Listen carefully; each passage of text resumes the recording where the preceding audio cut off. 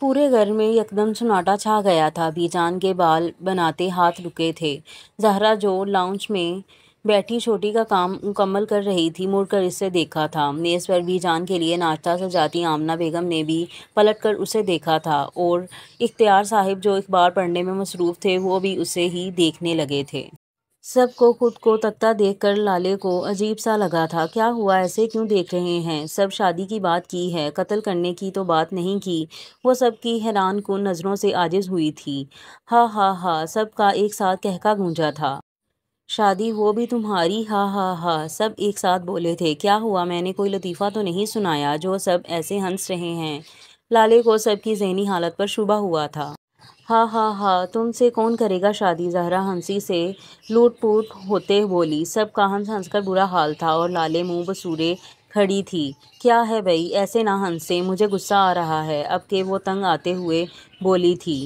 बैजा थले आई वड्डी गुस्से आली, वाल बनवा बस्ता चक ते चल अकेडमी। बीजान ने उसे आईना दिखाया था। बीजान यार, मैं इतनी सीरियस बात कर रही हूँ, आप लोग मजाक बना रहे हैं।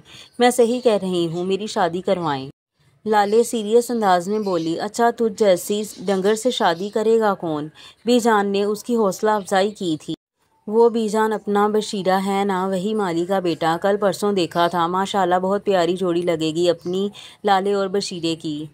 मैं तो कहती हूँ खड़का दें शादी। छोटी ने भी मजाक उड़ाया था, जिस पर लाले ने उसे खा जाने वाली नज़रों से देखा था।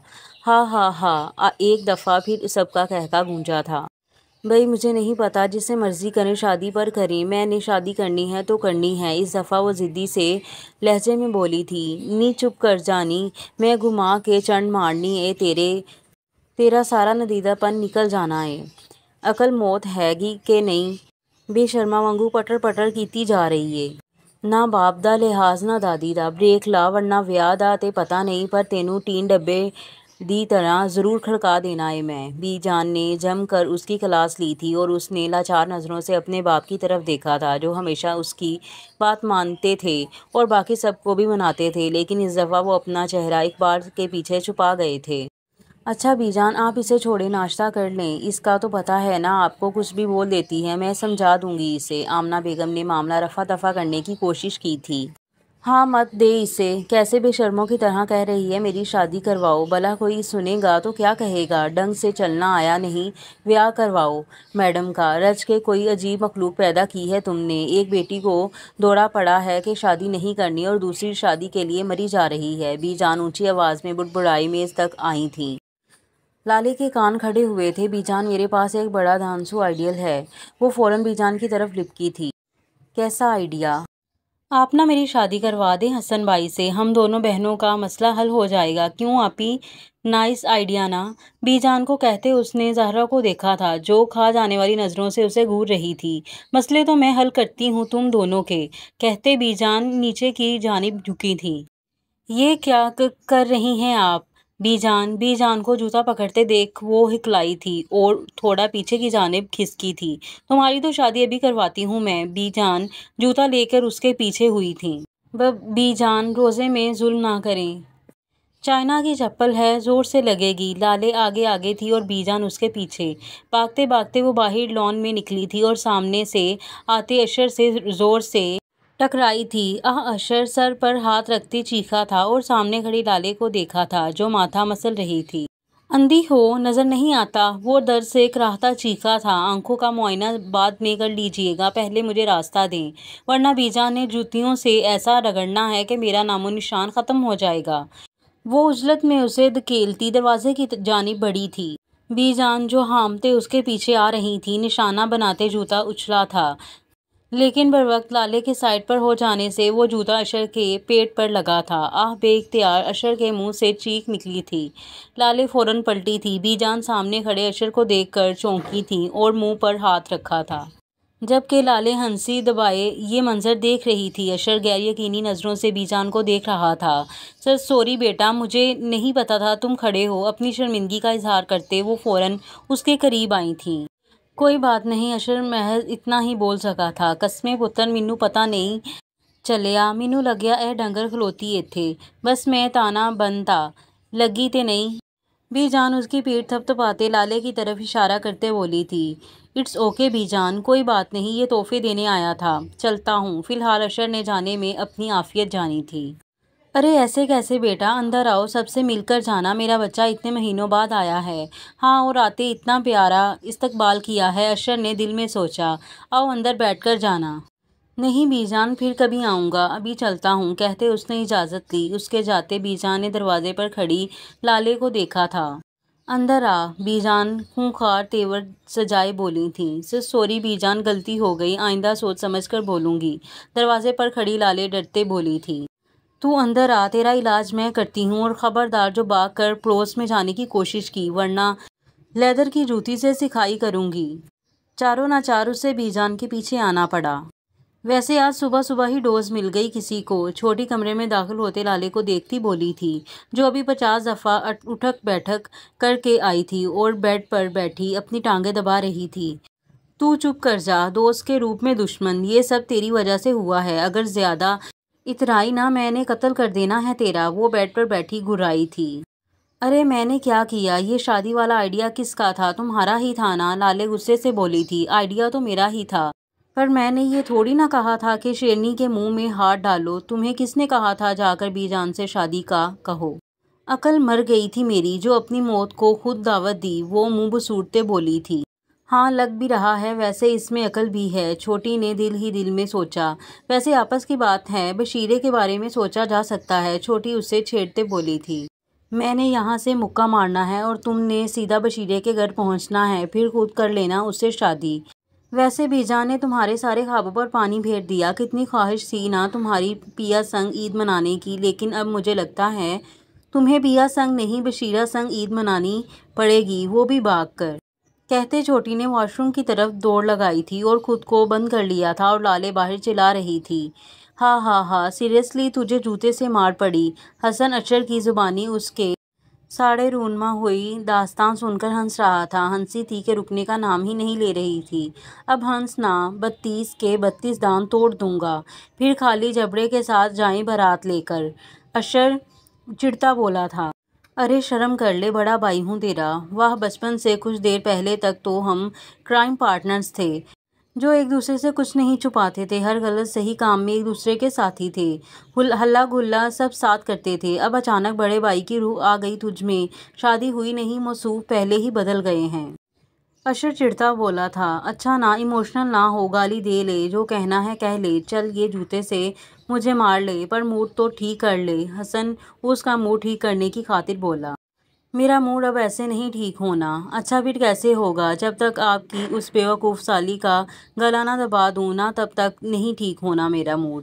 خواہ خواہ جوتا پڑا اس کی وجہ سے، اشر دانت کچکاتا غصے سے بولا۔ اس کے انداز پر حسن کو ایک دفعہ پھر ہنسی آئی، لیکن بمشکل ضبط کر گیا۔ یار بچی ہے، اس نے کون سا جان بوجھ کر ایسا کیا ہے؟ اب ایک دم تو خود ہی زبوٹا جن کی طرح نمودار ہوا تھا تو نہیں پتا چلا بی جان کو؟ خیر غلطی سے لگ گئی۔ اب بی جان پیار بھی تو تجھ سے کرتی ہے نا، پورا محلہ گواہ ہے اس بات کا کہ بی جان کو تجھ سے کتنا پیار ہے۔ چل میرے بھائی، بھول جا اس بات کو اور آ جا شاپنگ پر چلیں۔ حسن نے بڑے بھائی کی طرح اسے سمجھایا تھا۔ مجھے بی جان پر غصہ نہیں ہے، اس پاگل لالے پر ہے، میں کہہ رہا ہوں بھائی، چھوڑوں گا نہیں اسے۔ کہتے وہ کمرے سے باہر نکلا تھا اور حسن تعصب سے سر ہلاتا اس کے پیچھے گیا تھا۔ چھوڑنا ہی پڑے گا شادی کا خواب اب مجھے، وہ اداس آئی شکل بنائے مایوس کن لہجے میں گویا ہوئی تھی۔ ارے وہ کیوں؟ چھوٹی نے اس سے پوچھا تھا۔ یاد نہیں کیسے بی جان نے دن میں میری درگت بنائی تھی، اور باتوں سے صاف لگ رہا تھا ان کا ارادہ عمر بھر میری شادی کروانے کا نہیں ہے۔ اب نہ ہو گی میری شادی اور نہ میری جان چھوٹے گی، وہ کلستی بولی تھی۔ تم نے ابھی سے دل چھوٹا کر لیا، میرے پاس ایک بہت بڑا اچھا پلان ہے۔ دفع ہو، تمہارے پلان سے اچھا ہے میں پی ایچ ڈی کر لوں، لالے نے جھٹ سے اس کی بات کاٹی تھی۔ یار بڑا دھانسو پلان ہے، سن تو لو ایک دفعہ۔ اچھا چل بولو، اگر اپنی طرح کا کوئی شوشہ چھوڑا نا، میں نے تمہیں تمہارے شوشے کی طرح ہوا میں اڑا دینا ہے، لالے نے دھمکی دی۔ دیکھو یہ بات تو تم مانتی ہو کہ صرف شادی کر کے ہی تمہاری جان چھوٹ سکتی ہے؟ چھوٹی نے پوچھا تھا، جس پر لالے نے ہاں میں گردن ہلائی تھی۔ اور یہ بھی معلوم ہے کہ بی جان تمہارے لیے لڑکا نہیں ڈھونڈنے والی، ایک دفعہ پھر منہ بگاڑتے اس نے ہاں میں گردن ہلائی تھی۔ اب اس کا حل یہی ہے کہ ہم لڑکا خود ڈھونڈ لیں، چھوٹی نے اپنی بات رکھی۔ اور لالے کی طرف دیکھا جو چہرے پر ٹھنڈے تاثرات سجائے اسے ہی دیکھ رہی تھی۔ ہاں لڑکے گلی میں بنٹ رہے ہیں نا، جو تم نکلو گی اور لے آؤ گی، یا کہیں سیل لگی ہوئی ہے لڑکوں کی جہاں سے بآسانی مل جائیں گے۔ بے وقوف لڑکی، تم نے مجھے مارنا ہے تو گلا گھونٹ کر مار دو، یہ بی جان کے ہاتھوں تم نے مجھے سولی پر ضرور لٹکانا ہے۔ لالے نے ایک چپت رسید کی تھی۔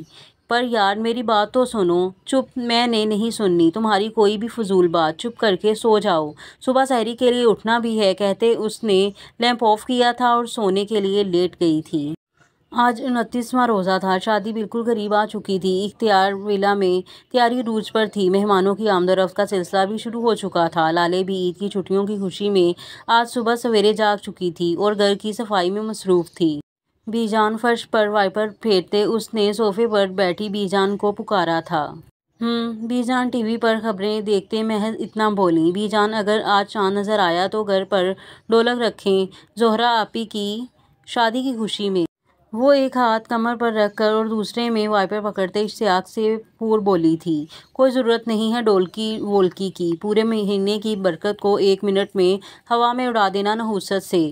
بی جان نے کہا۔ لے بی جان، آپ ہمیشہ ہٹلر نہ بنا کریں، کبھی تو مان لیا کریں بات۔ دل میں آئی بات اس کی زبان پر آئی تھی اور اگلے ہی پل بی جان کی گھومتی جوتی اٹھتی اس کی طرف آئی تھی۔ اس سے پہلے جوتی اس سے ٹکراتی وہ بھاگی تھی، لیکن گیلا فرش ہونے کی وجہ سے وہ پھسلی تھی اور دھڑام زمین بوس ہوئی تھی اور وائپر کا ڈنڈا اس کے سر پر لگا تھا اور بی جان کی اڑتی جوتی سامنے سے آتے اشر کی طرف تھی، لیکن اشر فوراً سائڈ پر ہوا تھا اور جوتی دیوار سے ٹکرا کر نیچے گری تھی۔ بچ گیا، بے اختیار اشر کی زبان سے نکلا تھا۔ آہ! ساتھ ہی لالے کی چیخنے کی آواز گونجی تھی۔ بی جان اور اشر فوراً اس کی طرف لپکے تھے۔ ہائے بی جان، میری کمر ٹوٹ گئی۔ وہ کمر پر ہاتھ رکھتے کراہی تھی اور اٹھنے کی کوشش میں تھی۔ لگتا بی جان ہسپتال لے کر جانا پڑے گا، اشر نیچے اسے درد سے بلبلاتے دیکھ کر بولا تھا۔ چھوٹی ڈرائیور کو کہہ گاڑی نکالے، یہ لڑکی بینا 1 نمبر کی جھلی ہے، جوتی تھی کوئی بم نہیں، کروا لیا نا نقصان۔ بی جان اسے اس حال میں دیکھ کر پریشان ہوئی تھی۔ بی جان، میں درد سے تڑپ رہی ہوں اور آپ ابھی بھی ڈانٹ رہی ہیں، کوئی ڈاکٹر کو بلائے ورنہ میں مر جاؤں گی۔ ہائے بی جان، کیا ہوگا اس گھر کا میرے بغیر؟ بالکل سنسان ہو جائے گا۔ لگتا بی جان میری کمر ٹوٹ گئی ہے، اب میں آپی کی شادی میں ڈانس کیسے کروں گی؟ لالے کی ایکٹنگ جاری تھی۔ اشر کی فکر مندی پل میں اس کی باتیں سن کر ہوا ہوئی تھی اور اب وہ بیزاری سے اس بولتی مشین کو دیکھ رہا تھا جو نہ جانے کون کون سے غم یاد کر کے رو رہی تھی۔ نہیں میری جان، کچھ نہیں ہوگا، میں ابھی لے کر جاتی اپنی گڑیا کو ڈاکٹر کے پاس، ابھی ٹھیک ہو جائے گی۔ چھوٹی کہاں رہ گئی ہو؟ ڈرائیور کو بلانے گئی تھی یا بارات لانے گئی تھی؟ بی جان اسے دلاسا دیتے اونچی آواز سے بولی تھی۔ گاڑی تیار ہے بی جان، چھوٹی نے آ کر کہا تھا۔ میں بھی ساتھ چلتا ہوں، بی جان کو اکیلے جاتے دیکھ کر وہ بولا تھا۔ اور اب لالے کو سہارا دیے آہستہ آہستہ باہر لے کر جا رہا تھا۔ اس سب میں چھوٹی کچھ ہی قدم دور کھڑے غور سے اشر کو لالے کو لے جاتے دیکھ رہی تھی اور اس کے چہرے سے فی الحال اس کے دل میں بنتی کھچڑی کا اندازہ لگانا بہت مشکل تھا۔ ڈرنے کی بات نہیں، پانی پر سلپ ہونے کی وجہ سے نیل پڑا ہے کمر پر، باقی سب ٹھیک ہے۔ لالے کا معائنہ کر کے ڈاکٹر نے ویٹنگ روم میں بیٹھے اشر اور بی جان کو بتایا تھا اور اب ڈاکٹر کے پیچھے لالے بھی آ چکی تھی۔ صحیح تے ویکھیا ہے نا سر، تا معائنہ کیتا ہے، ڈنڈا لگیا سی، کتے یادداشت نہ چلی گئی ہووے؟ بی جان نے ڈاکٹر سے پوچھا تھا۔ ڈاکٹر حیرانی سے بی جان کو دیکھنے لگی تھی۔ بی جان، اکیلی وائپر کا ڈنڈا تھا، توپ نہیں جسے لگنے سے یادداشت چلی جائے گی۔ اشر بظاہر مسکراتے بول رہا تھا لیکن دل میں خود کو سلواتیں سنا رہا تھا جو خود کو بے عزت کرنے کے لیے ساتھ چلا آیا تھا۔ او ہو اشر پتر، تینوں نہیں پتا فلماں چ ڈنڈے نال ہی یادداشت چلی جاندی ہے۔ اشر محض مسکرا کر رہ گیا تھا۔ نہیں، فکر کی کوئی بات نہیں ہے، شی از فائن، آپ ہی میڈیسن لے لیجیے گا، انشاءاللہ فاقہ ہوگا، کہتے ڈاکٹر نے ایک پرچی اشر کو دی تھی جس نے مسکراتے وہ پرچی تھام لی تھی۔ آہ بی جان، مجھے پکڑیں، مجھ سے چلا نہیں جا رہا۔ لالے نے بی جان سے سہارا مانگا تھا۔ آہ میری گڑیا، کیسے رنگ پیلا ہو گیا ہے، چل گھر چل، افطاری میں تربوز کا جوس بنا کر دوں گی اپنی بچی کو، وہ لالے کو پچکارتے بولی تھی۔ اشر اور ڈاکٹر دونوں نے بگڑے زاویے چہرے پر سجائے بی جان کو دیکھا تھا۔ تربوز کا جوس، یک وہ محض سوچ سکا تھا اور ڈاکٹر کو دیکھ کر کھسیانی ہنسی ہنسا تھا۔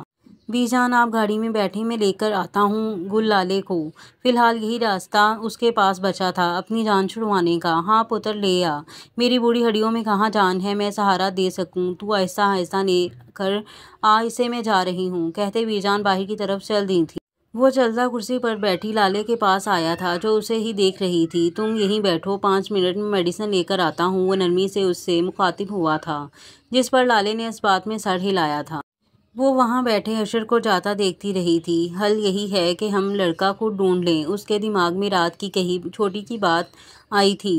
لا حول ولا قوت، یہ کیسے ڈراؤنے خیال تیرے دماغ میں آ رہے ہیں لالے؟ بی جان کو بھنک بھی پڑ گئی نا، ہڈیوں کا سرما بنا دیں گی تیرا۔ ابھی وہ یہ سوچ رہی تھی کہ ہاتھ میں میڈیسن پکڑے اشر آتا دکھائی دیا۔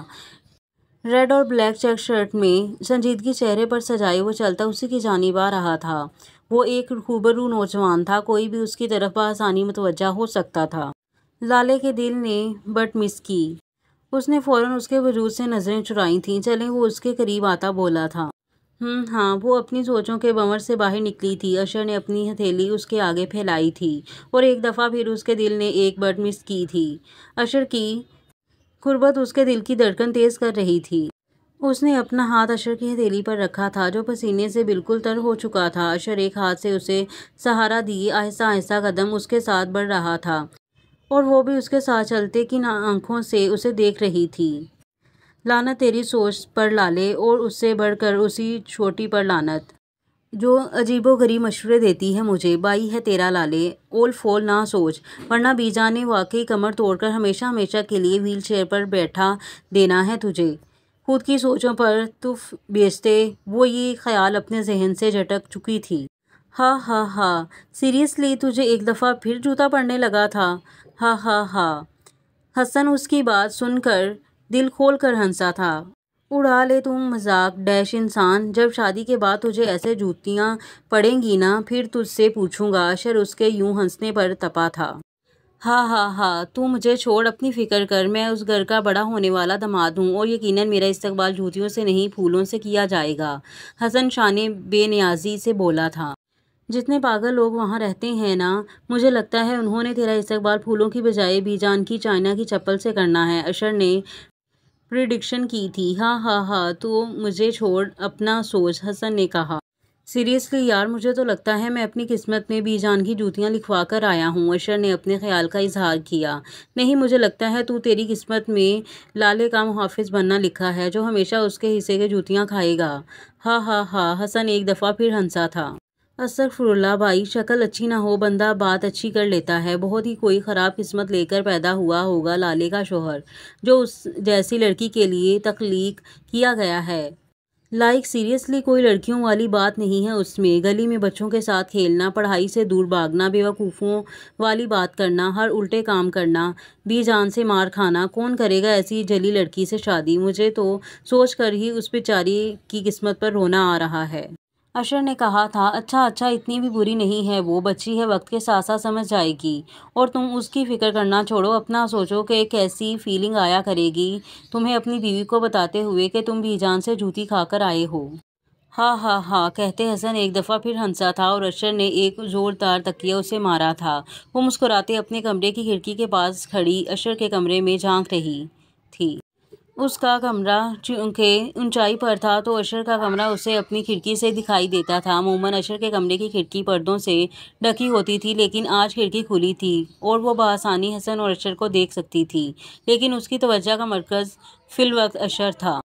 تم بھی وہی سوچ رہی ہو جو میں سوچ رہی ہوں؟ چھوٹی اس کے قریب آ کر سرگوشیانہ انداز میں بولی تھی۔ کیا؟ وہ اچھل کر پیچھے ہوئے تھی۔ اچانک آواز پر وہ ڈر گئی تھی۔ اشر بھائی کے بارے میں، چھوٹی نے کہا۔ کیوں؟ میں ان کے بارے میں کیوں سوچوں گی؟ وہ نظریں چراتے پردہ ٹھیک کر کے بیڈ تک آئی تھی۔ اگر سوچ نہیں رہی تھی تو ان کے کمرے میں جھانک کیوں رہی تھی؟ چھوٹی کا اندرونی جاسوس جاگا تھا۔ تم پاگل ہو گئی ہو؟ کچھ بھی اول فول بولے جا رہی ہو؟ جاؤ، مجھے تھوڑا آرام کرنے دو، ڈاکٹر نے مجھے آرام کی تلقین کی ہے۔ وہ اسے جان چھڑانے کی خاطر بولی تھی اور کمبل سے خود کا چہرہ ڈھکا تھا۔ چھوٹی بھی کندھے اچکاتے اپنا ہوم ورک لے کر کرنے بیٹھی تھی۔ ویسے اشر بھائی بالکل پرفیکٹ ہیں، ان سے بہتر بکرا ہمیں کہیں نہیں مل سکتا، چھوٹی کچھ توس کے بعد بولی تھی۔ بکرا؟ وہ بکرے کیسے ہوئے؟ ان کی قربانی تھوڑی نہ کرنی ہے ہمیں۔ لالے چہرے سے کمبل ہٹا کر بولی تھی۔ تم سے شادی کر کر قربان ہی تو ہونا ہے انہوں نے، چھوٹی نے دل ہی دل میں سوچا۔ وہ غلطی سے بول دیا، میں کہنا یہ چاہتی تھی کہ ان سے بہتر انسان ہمیں نہیں مل سکتا۔ بہتر یہی ہے مرغا اپنے قابو میں کرو اور شادی کر کے پڑھائی کے بوجھ سے آزاد کرا لو۔ پر چھوٹی بی جان نے ہمارے مرحوم دادا جی کی بندوق کی گولی سے اڑا دینا ہے ہمیں۔ وہ مسکین سی شکل بنا کر بولی تھی، تو پاگل، تم تھوڑی نام بات کرو گی شادی کی، اشر بائی کی فیملی کرے گی۔ جیسے زہرا آپی کے لیے رشتہ مانگا تھا ویسے تمہارا مانگیں گے نا، پھر تو تمہاری بچت ہو جائے گی نا۔ زہرا آپی کو حسن بھائی پسند کرتے تھے، اشر بھائی کو تو میں ایک آنکھ نہیں باتی۔ وہ کیوں بھیجنے لگے بھلا رشتہ؟ اس نے ایک اور مسئلہ پیش کیا تھا، تو پاگل پہلے انہیں پٹاؤ نا، اگر اشر بھائی پٹ گئے نا تو ہماری مشکل آسان ہو جائے گی۔ ہاں میں تو جیسے لڑکے پٹانے کی ٹیچر ہوں نا، مجھے نہیں آتے یہ کام۔ تو پاگل، گوگل کس مرض کی دوا ہے، گوگل سے دیکھ دیکھ کر ٹوٹکے آزمائیں گے نا، چھوٹی نے اسے ایک اور آئیڈیا دیا تھا۔ واہ چھوٹی، تیرا دماغ تو آئنسٹائن سے بھی زیادہ تیز چلتا ہے۔ جا آپی کا شہباز شریف والا فری لیپ ٹاپ اٹھا کر لا، ابھی گوگل کرتے ہیں۔ لالے خوش ہوتے بولی تھی، ابھی آئی۔ اور یہاں پر ہماری قسط کا اختتام ہوتا ہے، اور ملتے ہیں اگلی قسط میں۔ اور چینل کو لائک کر دیں، سبسکرائب کر دیں اور بیل آئیکن کو کلک کر دیں تاکہ آپ کے پاس نئی کہانیاں پہنچتی رہیں وقتاً بوقتاً۔ اور مجھے دیں اجازت، اللہ حافظ۔